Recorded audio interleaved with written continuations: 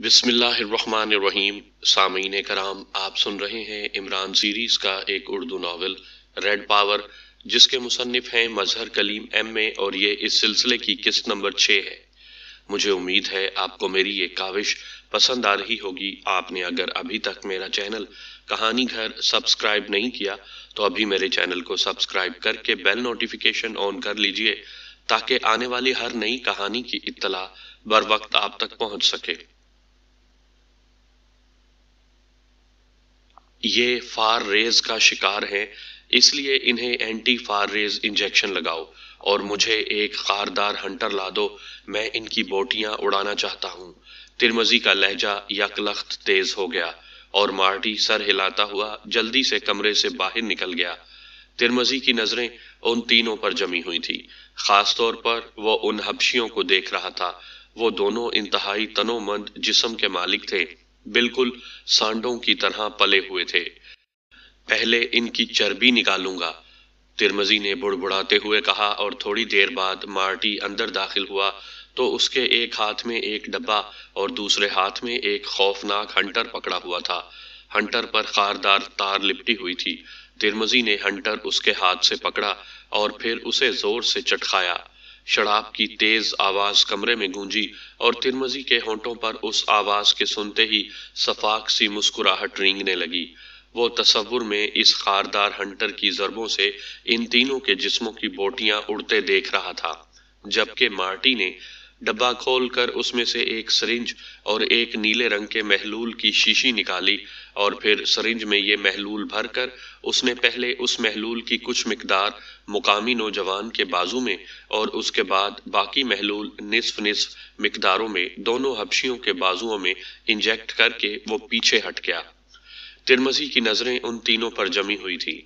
चंद लम्हों बाद उन तीनों के जिस्मों में हल्की सी थरथराहट महसूस होने लगी और तिरमजी ने एक बार फिर अपना हंटर चटकाया तो शायद उसकी तेज आवाज की वजह से उन तीनों की आंखें खुल गईं। होश में आ जाओ जल्दी, मैं चाहता हूं कि तुम्हारी चीखें पूरी कुव्वत से बुलंद हों, तिरमजी ने एक बार फिर हंटर को चटकाते हुए तेज लहजे में कहा। कौन हो तुम? अचानक उस मकामी नौजवान की आवाज सुनाई दी। उसके लहजे में हल्की सी हैरत थी। मेरा नाम तिरमजी है और मैं पावरलैंड का डायरेक्टर हूँ। सुन लिया तुमने? अब तुम अपना नाम बताओ। और सुनो, झूठ बोलने की जरूरत नहीं, मुझे झूठ से शदीद नफरत है, तिरमजी ने सफाकाना अंदाज में मुस्कुराते हुए कहा। हमें झूठ बोलने की क्या जरूरत है? मेरा नाम चौहान है और ये जोसेफ और वो जवाना है। हमारी साथी लड़की कहाँ है? चौहान ने मुतमईन लहजे में जवाब देते हुए कहा। वो मुझे पसंद आ गई है और मैंने उसे अपने खास कमरे में पहुंचा दिया है, इसलिए अब उसका तसव्वुर अपने जहनों से खुरच डालो। अब वो जिंदा वापस नहीं जा सकती। या तो वो मेरी कनीज बनकर रहेगी या फिर उसका जिस्म मट्टी में दफन हो जाएगा।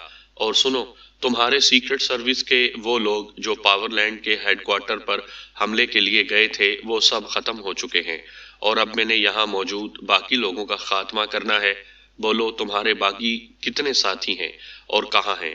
तिरमजी ने कोड़े को चटकाते हुए चौहान की तरफ बढ़ते हुए कहा। तुम झूठ बोल रहे हो, बॉस कभी नहीं मर सकता। तुम जैसे चूहे बॉस का कुछ नहीं बिगाड़ सकते। अचानक जोसेफ की धाड़ सुनाई दी और तिरमजी तेजी से जोसेफ की तरफ मुड़ गया। तुम काले इंसान, तुम्हारी ये जुर्रत कि तुम मेरी शान में ऐसी गुस्ताखी करो, तिरमजी ने बुरी तरह धाड़ते हुए कहा।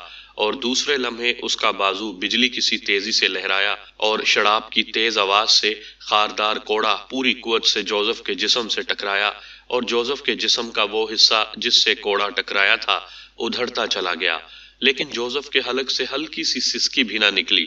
रुक जाओ अहमक आदमी, हाथ रोक लो वरना तुम कुत्ते की मौत मरोगे, अचानक जवाना ने धाड़ते हुए कहा। सुनो तिरमजी, अब अगर तुम्हारा कोड़ा हम में से किसी के जिस्म पर पड़ा तो तुम्हारा अंजाम इबरतनाक होगा, चौहान ने भी बुरी तरह धाड़ते हुए कहा। ओ, तो ये दमखम है? तो फिर देखो तुम्हारी बोटियां कैसे उड़ती हैं, तिरमजी ने सफाकाना अंदाज में हंसते हुए कहा और उसके साथ ही उसका बाजू एक बार फिर फिजा में उठा।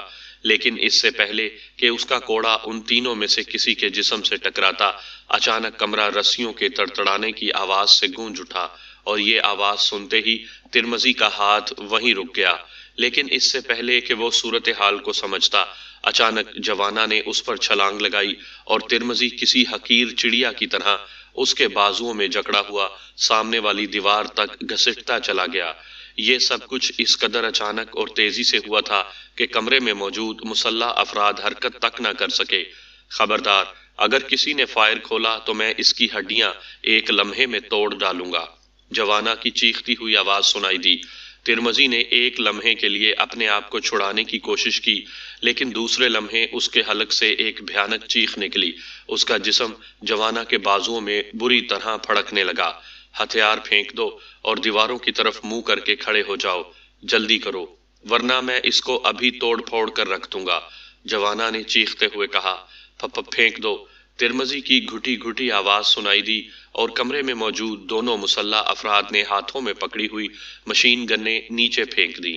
مارٹی پہلے ہی خالی ہاتھ کھڑا ہوا تھا، اس کا چہرہ زرد پڑ گیا تھا اور آنکھوں سے شدید خوف نظر آ رہا تھا، کیونکہ حبشی کے اس طرح رسیاں توڑ کر حملہ کرنے میں وہ اپنی نااہلی سمجھ رہا تھا کہ اس نے مضبوط انداز میں رسیاں نہیں باندھی، لیکن اسے یہ معلوم نہیں تھا کہ جوانا نائلون کی رسیاں تو کیا لوہے کی زنجیریں توڑ دینے پر قادر ہے، بشرط یہ کہ اسے غصہ آ جائے۔ اور شاید جولیا کے متعلق ترمزی کا فکرہ اور پھر جوزف پر خاردار تار کے کوڑے نے اس کا دماغ الٹ دیا تھا، اس لیے ظاہر ہے نائلون کی رسیاں ایسی حالت میں کہاں ٹھہر سکتی تھی۔ دیوار کی طرف منہ کر لو، جلدی کرو، جوانا نے چیختے ہوئے کہا، اور مارٹی سمیت دونوں افراد دیوار کی طرف منہ کرنے لگے، لیکن اسی لمحے جوانا کے حلق سے چیخ نکل گئی، کیونکہ ایک آدمی نے مڑتے ہوئے انتہائی برق رفتاری سے نہ جانے کہاں سے خنجر نکال کر جوانا پر کھینچ مارا تھا، اور یہ خنجر جوانا کی پسلیوں میں گھستا چلا گیا تھا، اور جوانا کے حلق سے بے اختیار چیخ نکلی، لیکن اس کی گرفت ترمزی پر ڈھیلی نہ پڑی۔ البتہ اس نے انتہائی برق رفتاری سے ترمزی کو ان تینوں پر اچھال دیا، لیکن جس آدمی نے جوانا پر خنجر پھینکا تھا وہ جوانا کی توقع سے کہیں زیادہ پھرتیلا نکلا تھا۔ خنجر پھینکتے ہی اس نے اچھل کر فرش پر گری ہوئی مشین گن اٹھائی، اور اس طرح اچانک جھکنے کی وجہ سے وہ ترمزی کے ساتھ ہونے والے ٹکراؤ سے بھی بچ گیا۔ لیکن اس سے پہلے کہ وہ مشین گن سیدھی کر کے فائر کھولتا، جوانا نے بجلی کی سی تیزی سے ہاتھ میں پکڑا ہوا ہنٹر لہرایا، اور شراب کی آواز کے ساتھ ہی ہنٹر اس آدمی کے ہاتھ پر پڑا، اور نہ صرف مشین گن اس کے ہاتھ سے نکل گئی بلکہ وہ چیختا ہوا پیچھے جا گرا۔ ادھر خنجر ابھی تک جوانا کی پسلیوں میں دستے تک دھسا ہوا تھا، اور جوانا کا چہرہ تکلیف کی شدت سے مسخ ہو رہا تھا، لیکن اس آدمی کو گرانے کے ساتھ ہی جوانا کا ہاتھ ایک بار پھر حرکت میں آیا، اور اس بار ہنٹر پوری قوت سے مارٹی کے جسم سے ٹکرایا۔ وہ ترمزی سے ٹکرا کر نیچے تو گرا تھا، لیکن سائیڈ پر ہونے کی وجہ سے وہ ترمزی کے نیچے دبا نہ تھا، اور جب جوانا اور خنجر والے آدمی کے درمیان کشمکش ہو رہی تھی، اس نے انتہائی پھرتی سے دوسری مشین گن اٹھانی چاہی تھی، لیکن جوانا کا ہنٹر پوری قوت سے اس کی سائیڈ پر پڑا، اور مارٹی خوفناک چیخیں مارتا ہوا نیچے گر کر مچھلی کی طرح تڑپنے لگا۔ ادھر ترمزی نے نیچے گرتے ہی کلا بازی کھائی، اور پھر اس سے پہلے کہ جوانا اس پر ہنٹر آزماتا، وہ کسی پرندے کی طرح اچھل کر پچھلی دیوار کے قریب پہنچا، اور دوسرے لمحے پچھلی دیوار میں کھٹاک کی آواز سے دروازہ نمودار ہوا، اور ترمزی بجلی کی سی تیزی سے یہ دروازہ پار کر گیا۔ جوانا مجبور تھا، اس کے پاس کوئی ایسا ہتھیار نہیں تھا جس سے وہ اسے روک سکتا، البتہ اس نے اندھا دھند مارٹی اور باقی دو افراد پر ہنٹر چلانا شروع کر دیا، اور کمرہ ان تینوں کی چیخوں سے گونج اٹھا۔ ہمیں کھولو جوانا، جلدی، چوہان نے چیختے ہوئے کہا، اور جوانا کو جیسے ہوش آ گیا، اس نے اچھل کر پہلے ایک طرف پڑی ہوئی مشین گن اٹھائی، اور پھر کمرہ مشین گن کی ریٹ سے گونج اٹھا۔ مارٹی اور اس کے دونوں ساتھی گولیوں کا شکار ہو گئے۔ انہیں ڈھیر کرنے کے بعد جوانا تیزی سے آگے بڑھا، اور پھر اس نے پہلی بار ہاتھ موڑ کر پسلیوں میں موجود خنجر ایک جھٹکے سے باہر کھینچا۔ خنجر کے باہر نکلتے ہی اس کے زخم سے خون کسی فوارے کی طرح نکلنے لگا، لیکن جوانا نے خون اور زخم کی پرواہ کیے بغیر جلدی سے اس خون آلود خنجر کی مدد سے چوہان کی رسیاں کاٹیں، تو جوزف نے اپنے زخموں کی پرواہ کیے بغیر سب سے پہلے اپنی ادھڑی ہوئی قمیض کو بجلی کی سی تیزی سے پھاڑا، اور پھر قمیض کے ایک حصے کا گولا بنا کر اس نے جوانا کے زخم پر رکھ کر اس پر قمیض کے باقی حصے کی پٹی باندھنا شروع کر دی۔ تم خود زخمی ہو جوزف، جوانا نے اسے روکنے کی کوشش کرتے ہوئے کہا۔ کوئی بات نہیں، تمہارا زخم زیادہ خطرناک ہے، جوزف نے سر ہلاتے ہوئے جواب دیا، اور جوانا اس کی ہمدردی پر بے اختیار مسکرا دیا۔ چوہان نے آزاد ہوتے ہی بجلی کسی تیزی سے مشین گن اٹھائی اور تیزی سے بیرونی دروازے کی طرف لپکا۔ دروازے کی ساخت بتا رہی تھی کہ وہ ساؤنڈ پروف ہے، ورنہ لازماً گولیوں کی آوازیں باہر ضرور جاتی۔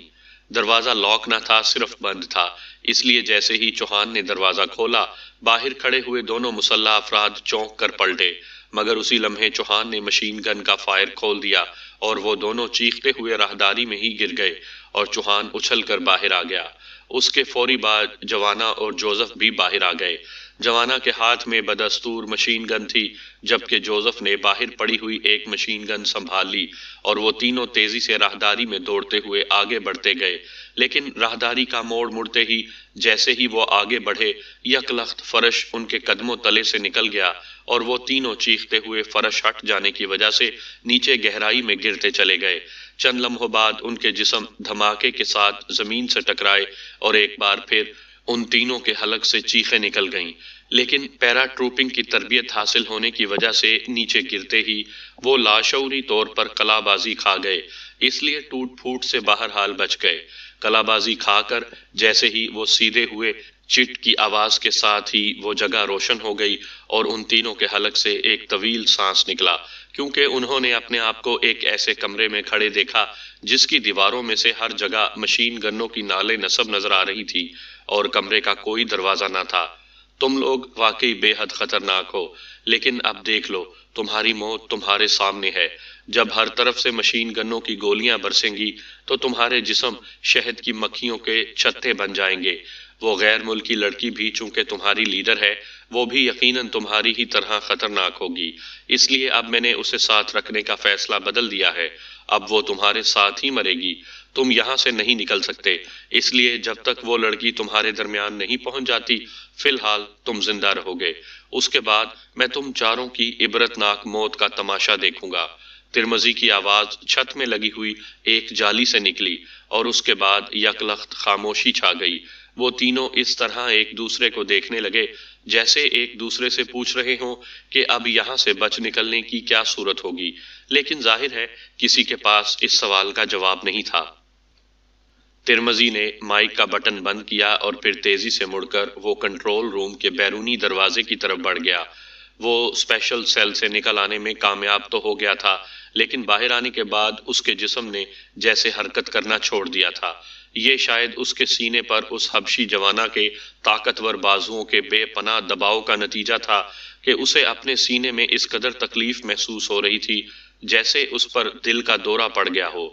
پہلے تو وہ اپنی جان بچانے کی غرض سے حرکت میں آ گیا تھا، لیکن اسپیشل سیل کے خفیہ دروازے سے باہر آنے کے بعد جیسے ہی اس کے شعور کو محفوظ ہونے کا یقین ہوا، سینے کی تکلیف نے اسے بے دم کر دیا۔ اسپیشل سیل کے اس خفیہ دروازے کی دوسری طرف بھی ایک کمرہ تھا جسے سٹور کے طور پر استعمال کیا جاتا تھا۔ یہ خفیہ دروازہ گو آٹومیٹک تھا، لیکن دیوار کی جڑ کے ایک مخصوص حصے پر پیر مارنے سے کھلتا تھا، جبکہ سٹور کی طرف اس کو کھولنے کے لیے ایک ہینڈل تھا جو دیوار میں نصب تھا۔ ہینڈل کو ڈبل طریقے سے استعمال کیا جاتا تھا۔ اگر اسے نیچے کر دیا جائے تو دروازہ کھلنے کا سسٹم جام ہو جاتا تھا۔ ترمزی نے سٹور میں پہنچتے ہی سب سے پہلے اس ہینڈل کو نیچے کیا تھا تاکہ دشمن اس راستے کو استعمال نہ کر سکیں۔ اس طرح وہ اس کمرے میں وقتی طور پر محفوظ ہو گیا تھا، لیکن سینے کی بے پناہ تکلیف کی وجہ سے اس میں فوری طور پر یہ ہمت نہیں ہو رہی تھی کہ وہ دوڑ کر باہر نکل جاتا اور ان لوگوں کے خاتمے کے فوری احکامات جاری کرتا۔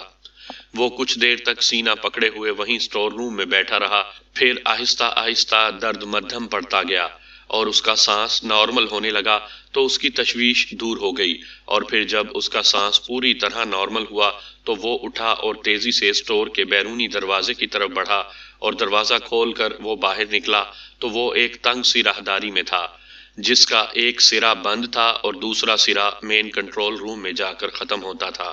مین کنٹرول روم کے دروازے سے نکل کر وہ دوبارہ اس راہداری میں پہنچ سکتا تھا جہاں اسپیشل سیل کا دروازہ تھا۔ چنانچہ باہر نکلتے ہی وہ دوڑتا ہوا مین کنٹرول روم کی طرف بڑھنے لگا اور پھر چند لمحوں بعد وہ مین کنٹرول روم کا دروازہ کھول کر اندر داخل ہوا تو کنٹرول روم میں موجود افراد اسے اس طرح اچانک سامنے دیکھ کر بوکھلا کر اپنے اپنے سٹولوں سے اٹھ کھڑے ہوئے۔ اس کمرے میں 4 مشینیں دیواروں کے ساتھ نصب تھیں۔ ہر مشین کے سامنے ایک ایک آپریٹر موجود تھا، جبکہ ایک سائیڈ میں رکھی ہوئی میز کے پیچھے ان کا انچارج بیٹھا ہوا تھا۔ باس آپ، انچارج نے بوکھلائے ہوئے لہجے میں کہا، اسپیشل سیل کو چیک کرو جلدی، ترمزی نے چیختے ہوئے کہا، اور اس کی آواز سنتے ہی ایک مشین کے سامنے کھڑا ہوا آپریٹر تیزی سے مڑ کر مشین کے مختلف بٹن دبانے میں مصروف ہو گیا، اور ترمزی تقریباً دوڑتا ہوا اس کی طرف بڑھا۔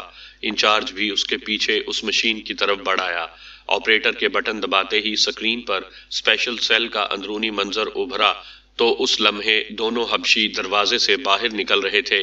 راہداری کور کرو جلدی، آپریٹر کے سر پر کھڑے ہوئے ترمزی نے چیخ کر کہا، اور آپریٹر نے بجلی کی سی تیزی سے اور بٹن دبا دیے۔ سکرین پر جھماکا سا ہوا اور پھر راہداری کا منظر ابھر آیا۔ راہداری میں 2 لاشیں پڑی ہوئی تھیں، جبکہ وہ تینوں تیزی سے راہداری میں بائیں طرف دوڑے چلے جا رہے تھے، اور ان تینوں کے ہاتھوں میں مشین گنیں تھیں۔ انہیں شوٹنگ روم میں گراؤ، فرش ہٹا دو، جلدی کرو، ترمزی نے چیختے ہوئے کہا، اور آپریٹر نے تیزی سے ایک سرخ رنگ کے بٹن پر ہاتھ رکھا اور ساتھ ہی مشین کے نیچے لگے ہوئے ہینڈل پر دوسرا ہاتھ رکھ دیا۔ راہداری میں بھاگتے ہوئے تینوں افراد جیسے ہی راہداری کا موڑ کر آگے بڑھے، آپریٹر نے بیک وقت سرخ بٹن دبایا اور ہینڈل کو نیچے کر دیا۔ دوسرے لمحے فرش پر دوڑتے ہوئے تینوں افراد غائب ہو گئے۔ وہ مارا، اب یہ بچ کر نہیں جا سکتے، شوٹنگ روم آن کرو اور وہ مجھے مائک دے دو، ترمزی نے مسرت بھرے انداز میں چیختے ہوئے کہا، اور آپریٹر نے جلدی سے اور مختلف بٹن دبائے اور پھر مشین کی سائیڈ پر ہک سے لٹکا ہوا مائک نکال کر ترمزی کی طرف بڑھا دیا۔ بٹن دبتے ہی سکرین پر 2-3 جھماکے ہوئے اور پھر اس پر ایک بند کمرے کی تصویر ابھر آئی، جس کی دیواروں میں مشین گنوں کی نالیں نصب تھیں، اور وہ تینوں اس کمرے میں کھڑے حیرت بھرے انداز میں کمرے کو دیکھ رہے تھے۔ بڑے سخت جان لوگ ہیں، بلندی سے گرنے کے باوجود ویسے کے ویسے کھڑے ہیں، ترمزی نے بڑبڑاتے ہوئے کہا، اور اس کے ساتھ ہی اس نے مائک کے سائیڈ میں موجود بٹن پریس کر دیا۔ تم لوگ واقعی بے حد خطرناک ہو، لیکن اب دیکھ لو، تمہاری موت تمہارے سامنے ہے۔ جب ہر طرف سے مشین گنوں کی گولیاں برسیں گی تو تمہارے جسم شہد کی مکھیوں کے چھتے بن جائیں گے۔ وہ غیر ملکی لڑکی چونکہ تمہاری لیڈر ہے، وہ بھی یقیناً تمہاری طرح ہی خطرناک ہوگی، اس لیے اب میں نے اسے ساتھ رکھنے کا فیصلہ بدل دیا ہے۔ اب وہ تمہارے ساتھ ہی مرے گی، تم یہاں سے نہیں نکل سکتے، اس لیے جب تک وہ لڑکی تمہارے درمیان نہیں پہنچ جاتی، فی الحال تم زندہ رہو گے۔ اس کے بعد میں تم چاروں کی عبرتناک موت کا تماشا دیکھوں گا۔ ترمزی نے دانت پیستے ہوئے ایک ایک لفظ چبا چبا کر کہا، اور پھر مائک کا بٹن بند کر کے مائک آپریٹر کی طرف بڑھایا اور خود تیزی سے مڑا اور کنٹرول روم کے بیرونی دروازے کی طرف بڑھ گیا۔ باس، ان کا کیا کرنا ہے؟ اچانک انچارج نے پوچھا تو دروازے کے قریب پہنچا ہوا ترمزی چوٹ کھائے ہوئے سانپ کی طرح پلٹا۔ اس کا چہرہ یکلخت غصے سے سرخ ہو گیا، آنکھوں سے جیسے شعلے سے نکلنے لگے۔ ادھر آؤ، کیا تم نے سنا نہیں کہ میں نے مائک میں کیا کہا تھا؟ ترمزی نے انتہائی غصیلے لہجے میں کہا۔ سنا ہے باس، لیکن باس، شوٹنگ روم میں نصب آٹومیٹک گنیں شوٹنگ روم کے فرش پر وزن پڑنے کے زیادہ سے زیادہ 15 منٹ کے بعد خود بخود چل پڑتی ہیں، اس لیے باس میں نے سوچا کہ شاید آپ مزید آرڈر کر دیں گے، انچارج نے انتہائی سہمے ہوئے لہجے میں کہا۔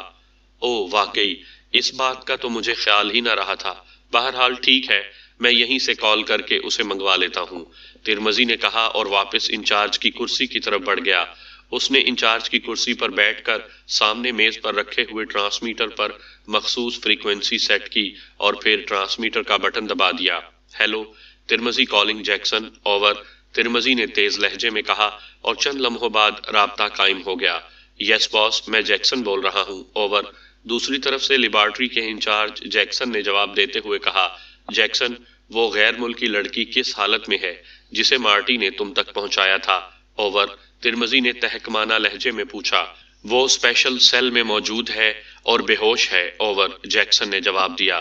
اوکے، تم اسے فوری طور پر کیمیکل لیبارٹری کے خفیہ گیٹ پر پہنچا دو، جہاں سے انچارج کارنر اسے لے لے گا۔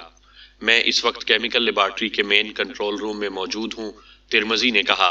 बेहतर बॉस, लेकिन बॉस केमिकल लेबॉर्ट्री का इंचार्ज तो विक्टर के बाद मार्टी था, गार्नर तो मार्टी का नंबर 2 है।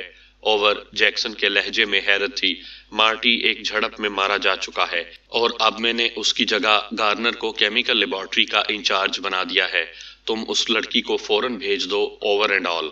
तिरमजी ने तेज लहजे में कहा और साथ ही ट्रांसमीटर का बटन ऑफ कर दिया।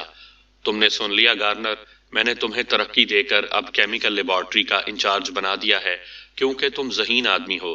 तुमने बर वक्त मुझे याद दिला दिया था कि ऑटोमेटिक मशीन गन्नें 15 मिनट बाद काम शुरू कर देंगी।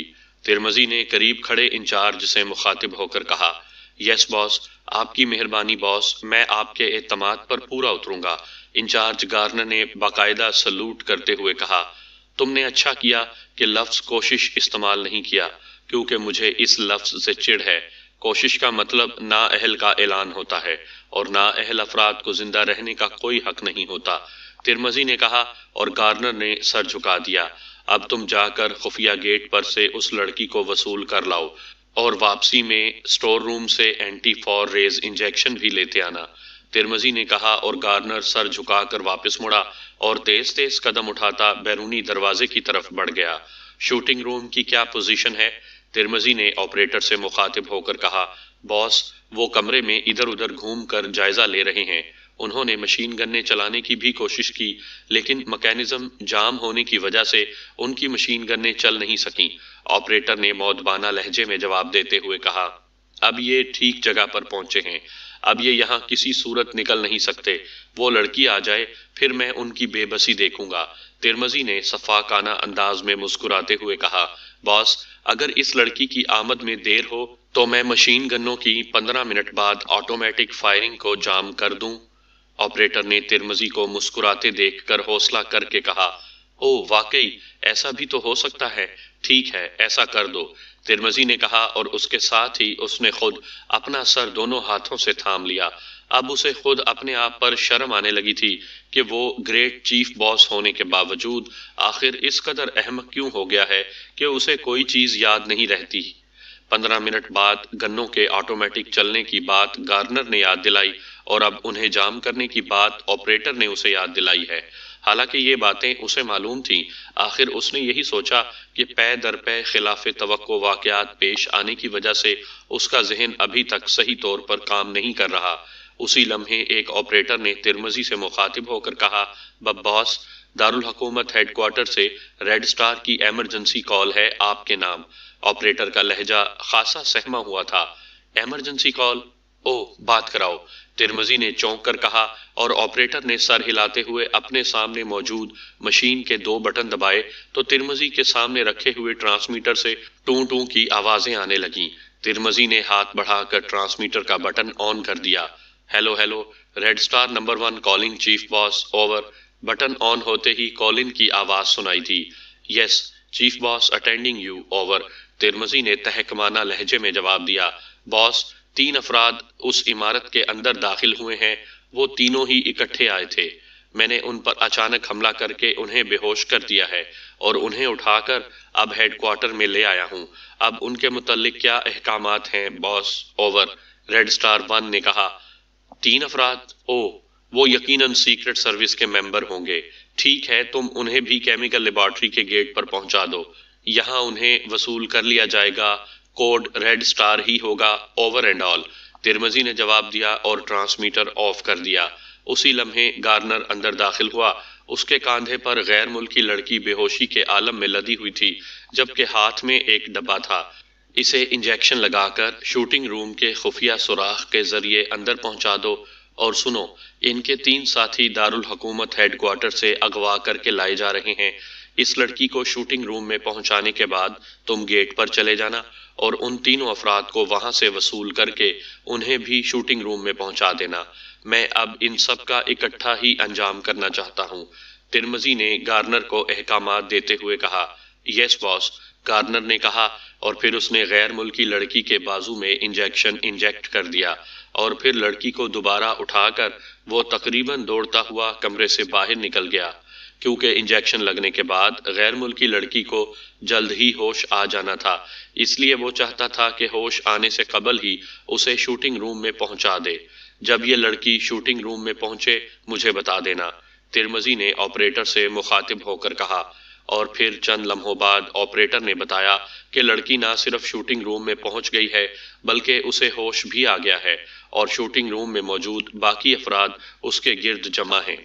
اور آپریٹر کی بات سن کر ترمزی اٹھ کر مشین کی طرف بڑھ گیا۔ سکرین پر واقعی شوٹنگ روم کا منظر نظر آ رہا تھا اور غیر ملکی لڑکی اب اٹھ کر بیٹھ چکی تھی، جبکہ باقی افراد اس کے گرد جمع تھے اور اس سے باتیں کر رہے تھے۔ ساؤنڈ آن کرو، ترمزی نے کہا، اور آپریٹر نے جلدی سے مشین کے مختلف بٹن دبانے شروع کر دیے۔ تمہیں کسی نے کچھ کہا تو نہیں مس جولیا؟ وہ ترمزی تو بہت غلط باتیں کر رہا تھا، ایک حبشی پوچھ رہا تھا۔ نہیں جوزف، ایسی کوئی بات نہیں، رانا ہاؤس میں میں بے ہوش ہونے کے بعد جب مجھے ہوش یہیں آیا ہے اور میں ٹھیک ہوں، جولیا نے جواب دیتے ہوئے کہا، اور اب وہ اٹھ کر کھڑی ہو گئی تھی۔ یہ کون سی جگہ ہے؟ یہاں تو ہر طرف مشین گنوں کی نالیں نظر آ رہی ہیں، جولیا نے ادھر ادھر دیکھتے ہوئے پوچھا۔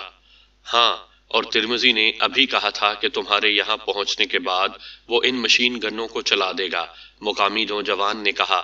تو پھر ہمیں فوراً یہاں سے نکلنا چاہیے، جولیا نے تیز لہجے میں کہا۔ ہم نے ہر طرح سے کوشش کر لی ہے لیکن کوئی راستہ پیدا نہیں ہوا۔ تمہاری آمد بھی اچانک فرش سے ہوئی ہے، ہلکا سا کھٹکا ہوا اور تم فرش پر پڑی ہوئی نظر آنے لگی، اسی مقامی نوجوان نے جواب دیا۔ بہرحال کوئی نہ کوئی راستہ تو ضرور ہوگا، ہم کوشش تو کریں، ورنہ اگر واقعی مشین گنیں چل پڑیں تو ہمارے جسموں کے پرزے اڑ جائیں گے، جولیا نے تیز لہجے میں کہا۔ ہم نے تو مشین گنیں چلا کر بھی کوئی راستہ پیدا کرنے کی کوشش کی، لیکن یہاں آنے کے بعد یہ مشین گنیں بھی جام ہو چکی ہیں، لاکھ کوشش کے باوجود چل ہی نہیں رہی ہیں، مقامی نوجوان نے کہا۔ مس جولیا، میرے ذہن میں ایک تجویز آئی ہے، تمہاری آمد سے یہ بات تو طے ہے کہ راستہ فرش کی طرف سے ہے، اگر ہم اس جگہ کو اکھاڑنے کی کوشش کریں جہاں تم نمودار ہوئی ہو تو شاید راستہ کھل جائے، اسی حبشی نے کہا جس نے ترمزی کی گردن دبائی تھی۔ مائک مجھے دو، ترمزی نے آپریٹر سے کہا، اور آپریٹر نے بڑی پھرتی سے مائک ہک سے نکال کر ترمزی کو دے دیا۔ ہیلو ہیلو، میں ترمزی تم لوگوں سے مخاطب ہوں، تم کچھ بھی کر لو، شوٹنگ روم سے زندہ بچ کر نہیں نکل سکتے۔ میں اب تک مشین گنیں آن کر چکا ہوتا، لیکن ابھی مجھے اطلاع ملی ہے کہ تمہارے 3 مزید ساتھی پکڑے جا چکے ہیں۔ میں نے انہیں یہاں طلب کر لیا ہے تاکہ تم سب کی اجتماعی قبر یہی شوٹنگ روم ہی بن جائے، ترمزی نے تہکمانہ انداز میں بات کرتے ہوئے کہا۔ تم اپنی خیر مناؤ مسٹر ترمزی، تم سے پہلے بھی کئی لوگ یہی دعویٰ کرتے ہوئے قبروں میں پہنچ چکے ہیں، جولیا کی جوابی آواز سنائی دی۔ اوہو، اب تم بھی بول رہی ہو؟ پہلے میں نے فیصلہ کیا تھا کہ تمہیں اپنی کنیز بنا کر رکھوں گا، لیکن پھر تمہارے ساتھیوں کی کارکردگی دیکھ کر میں نے اپنا فیصلہ بدل لیا۔ لیکن تم ایک خوبصورت اور جوان لڑکی ہو، اگر تم چاہو تو اب بھی تمہاری جان بچ سکتی ہے۔ اگر تم وعدہ کرو کہ ہمیشہ میری کنیز بن کر رہو گی تو میں تمہیں یہاں سے زندہ نکال سکتا ہوں، لیکن تمہارے ساتھیوں کو بہرحال مرنا ہی پڑے گا، ترمزی نے ہنستے ہوئے کہا۔ میں تمہاری شکل پر تھوکنے کی بھی روادار نہیں ہوں، تم میرے ملک اور قوم کے مجرم ہو اور تمہاری موت میرے ہاتھوں میں ہی لکھی ہوئی ہے، اس بات کو نوٹ کر لو احمق آدمی، جولیا نے انتہائی سخت لہجے میں کہا۔ ٹھیک ہے، میں نے نوٹ کر لیا، اب تمہارے ساتھی آ جائیں، پھر میں دیکھوں گا کہ تم لوگ کتنے پانی میں ہو، ترمزی نے غصے سے چیختے ہوئے کہا، اور ساتھ ہی مائک کا بٹن آف کر کے واپس انچارج کی کرسی کی طرف بڑھ گیا۔ وہ کمبخت ان کے ساتھی آ ہی نہیں رہے، ترمزی نے غصیلے انداز میں بڑبڑاتے ہوئے کہا، اور ابھی اس کی بڑبڑاہٹ ختم بھی نہ ہوئی تھی کہ مین کنٹرول روم کا دروازہ کھلا اور گارنر اندر داخل ہوا، اس کے پیچھے 3 افراد اندر داخل ہوئے، ان کے کاندھوں پر 3 مقامی بے ہوش افراد لدے ہوئے تھے۔ یہ آ گئے ہیں باس، گارنر نے مودبانہ لہجے میں کہا۔ ٹھیک ہے، انہیں بھی شوٹنگ روم میں پہنچا دو، ترمزی نے مسرت بھرے لہجے میں کہا، اور گارنر سر ہلاتا ہوا واپس مڑ گیا، جبکہ ترمزی دوبارہ آپریٹر کی طرف بڑھ گیا۔ اس نے آپریٹر کو ایک طرف ہٹنے کا اشارہ کیا اور خود مشین کے سامنے رکھے ہوئے اسٹول پر بیٹھ گیا۔